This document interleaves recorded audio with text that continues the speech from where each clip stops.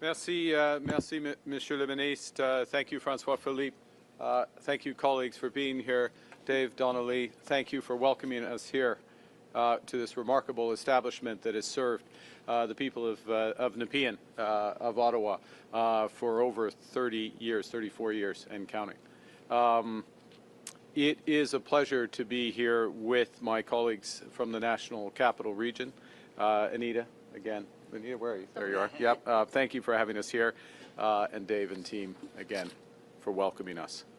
Look, we're in a situation where, and Canadians know this, the world's rapidly changing. That's leaving a cloud of uncertainty and worry hanging over all of us, Canadian businesses, Canadian workers, Canadian families. Our government's focused on what we can control, and that starts with building a stronger, more resilient Canadian economy. So Canada is less reliant on a single trading partner, and we are more resilient to global shocks, what happens outside of our country. Nous agissons sans tarder et nous voyons des résultats. Nous avons déjà signé 12 accords commerciaux et de la sécurité sur 4 continents au cours des 6 derniers mois pour forger des partenariats fiables à l'étranger. Nous avons soumis au Bureau des grands projets 11 projets qui représentent des investissements de 116 milliards de dollars au Canada. Le nouveau fonds pour bâtir des collectivités fortes permettra d'aménager des infrastructures locales dans des quartiers partout au Canada. Hôpitaux, routes, ponts et réseaux de transport en commun. Toutes ces mesures font partie de notre stratégie globale qui vise à susciter des investissements de 1 000 milliards de dollars au cours des 5 prochaines années. So we're starting to fundamentally transform our economy, building a stronger, more resilient, more independent Canada. It's already getting results. Dozens of new partnerships abroad, launching Build Canada homes, fast-tracking major nation-building projects. Our economy, Canada's economy, has created 190,000 jobs on net since August. In absolute terms, that's more than the United States over the same period. We have the right plan. The world is knocking at our door, and momentum is building. But as the Minister of Finance just said, the biggest payoffs will take time. And many Canadians are feeling the pressures right now of everyday expenses. Canadians need a boost today and a bridge to tomorrow. And that's why Canada's new government has been relentlessly focused on making life more affordable for Canadians. On day one, we canceled the consumer carbon tax, bringing down gas prices by 18 cents a litre. We then cut taxes for 22 middle-class Canadians, saving a two-income family up to $840 this year. We've cut taxes for first-time home buyers, saving them up to $50,000 on their first home purchase. Out east, we've reduced tolls for vehicles on the Confederation Bridge, cutting them from over $50 to $20, and cut fares by 50% on ferries in Atlantic Canada. As the Minister just mentioned, we launched automatic federal benefits, which will help 5.5 million lower-income Canadians get the benefits to which they are entitled, like the disability tax credit, and indeed the new measures that we're announcing today. We made the National School Program permanent, feeding 400,000 children healthy meals while saving their parents $800 per year on groceries. We also have a series of initiatives that will improve affordability by making structural changes to our economy. That's like building lots of affordable housing through Build Canada homes. And last week's new strategic partnership with China will make available tens of thousands of affordable electric vehicles in Canada. Nous avons appuyé la décision de CRTC de prolonger l'accès obligatoire au marché de gros dans le secteur de télécommunications pour une seule raison: réduire le coût de l'accès à Internet haute vitesse pour les Canadiens et Canadiennes, pour vous. Dans le budget 2025, notre gouvernement a protégé les programmes sociaux essentiels qui offrent à chaque Canadien une chance équitable de réussir, les garderies, les soins dentaires et l'assurance médicaments. Au cours des prochaines années, notre gouvernement travaillera sans relâche à améliorer l'abordabilité pour tous les Canadiens. Now, bigger picture, overall inflationary pressures are easing. The consumer price inflation rate is back in the Bank of Canada's target range, and average wages in our country have consistently grown faster than the rate of inflation since this government took office. Fees for childcare across Canada have dropped by around 35% over the last 3 years, thanks to our childcare program. The average cost of cell services has fallen by more than 40% since 2020. That is, if you're able to switch plans. Gas prices have dropped by 14% from where they were a year ago, helped by that elimination of the consumer carbon tax. That's all good news. And with our economic plan kicking into gear, there's more good news on the horizon. But at the same time, for many Canadians, the cost of groceries and everyday essentials has been too high for too long. They need more support now. The pandemic caused inflation to spike worldwide, pushing up those costs of groceries and essentials, including rent. Global supply chain shocks, subsequently shocks caused by tariffs, weather events from our changing climate, and geopolitical disruptions have caused food prices to rise faster than overall inflation. So orange juice is up 12% year on year, ground beef up 19%, coffee and tea up by 24%. Ce problème ne touche pas seulement une minorité de gens très vulnérables. L'an dernier, Banque alimentaire Canada a déclaré que près de 2,2 millions de Canadiens se rendent chaque mois dans une banque alimentaire.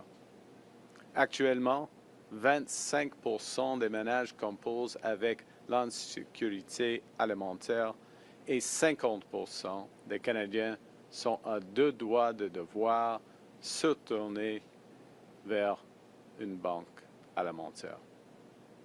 So last week, just a few days ago, in Quebec City, our cabinet convened and we focused on how to make life more affordable for Canadians now, and also how to tackle the root causes of food insecurity in Canada.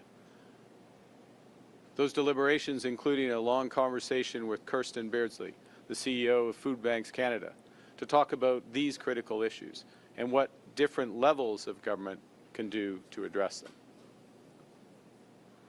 You know, one of the best things, and there are many great things about our country, but one of the best things about our country is that we look out for each other, that we believe our economy is strongest when it serves every Canadian. So we're acting today, Canada's new government is acting today to provide a boost to those Canadian families who most need one, while creating a bridge to longer-term food security and affordability. Everyone pays the same GST on items that they buy, no matter how much money they make. But since groceries and other essentials make up a larger share of the budget of lower-income Canadians, the GST puts a higher burden on those less well off. The GST credit has helped to make our tax system fairer by returning a portion of the federal sales tax to Canadians with lower incomes, providing relief for people who feel the extra cost at the checkout most acutely. The rise in food prices means that a lot of these Canadians need more support right now.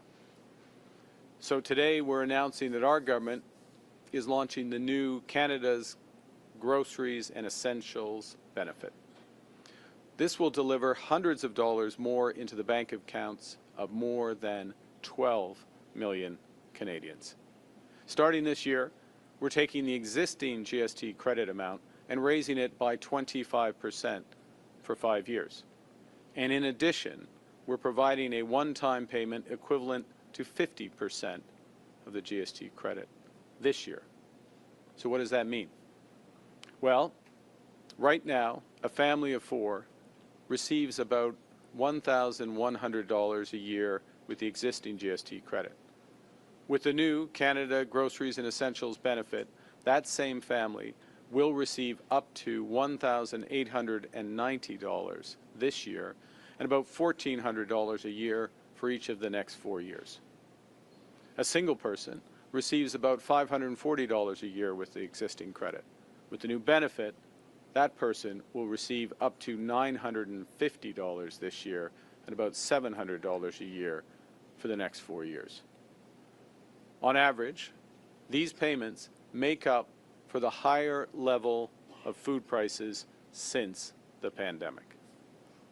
In parallel, we're working to address the root causes of inflation and working on longer-term solutions to bring down the cost of groceries in Canada.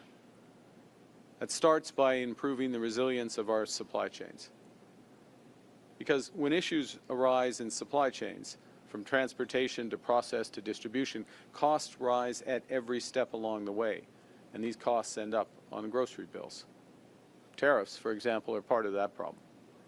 In September, the government launched what we called a new strategic response fund to help sectors across our economy, those impacted by tariffs, to adapt, to diversify, and to grow.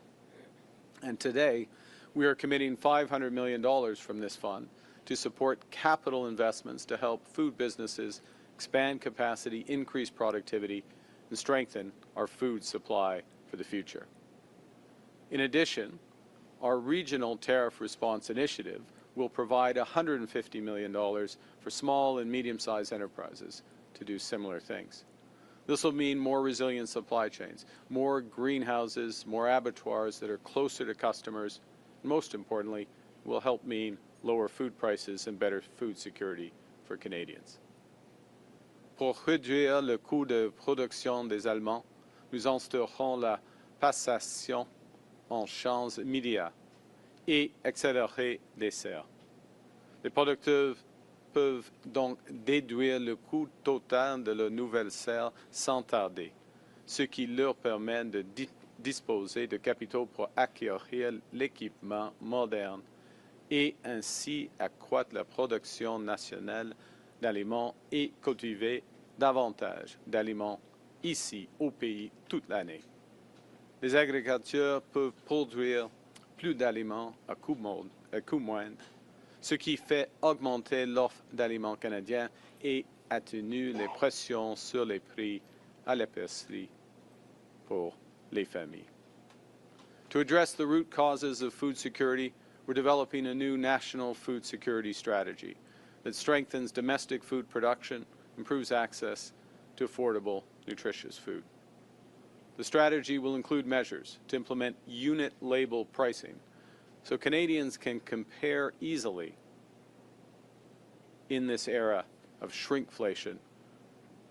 We're also going to provide support for the Competition Bureau in monitoring and enforcing competition in our market across the supply chain.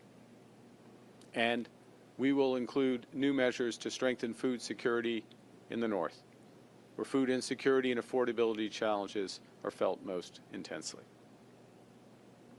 To ease immediate pressures for food banks, we're providing $20 million in a top-up to the local food infrastructure fund. This will help boost community food programs and deliver more nutritious food for families in need. Canadians are generous people. We take care of each other, particularly in times of need. We know we're stronger together. And during this time of global turmoil, Canadians are coming together to build Canada strong, to build a more independent, secure, and prosperous country, a country that works for all. And we know that getting there will be tough at times. We know that progress won't always move in a straight line.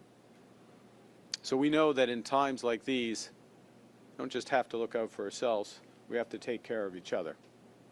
And that starts with everyone being able to put good food on the table.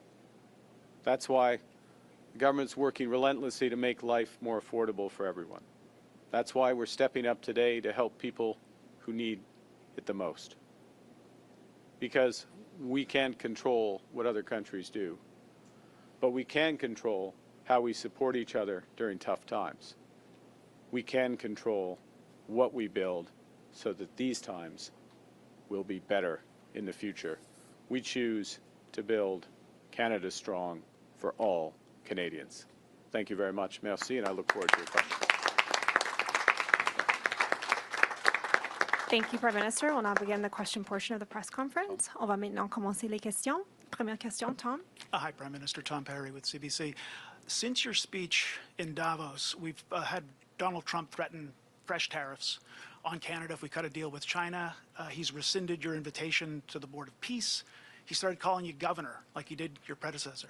I'd like to know what you think about all that and what impact you think your speech had on Canada-U.S. relations. Well, I think the first thing is that my comments in Davos laid out how we see the world, a recognition of how the world has changed. I think a point that Canadians understood months ago. In fact, I think Canada understood the scale of the change in U.S. trade policy, what it meant for our economy. We understood that well before other countries, and we started to react, controlling what we can control, building it at home, and very importantly, diversifying our trade partners abroad. That second bit is a positive thing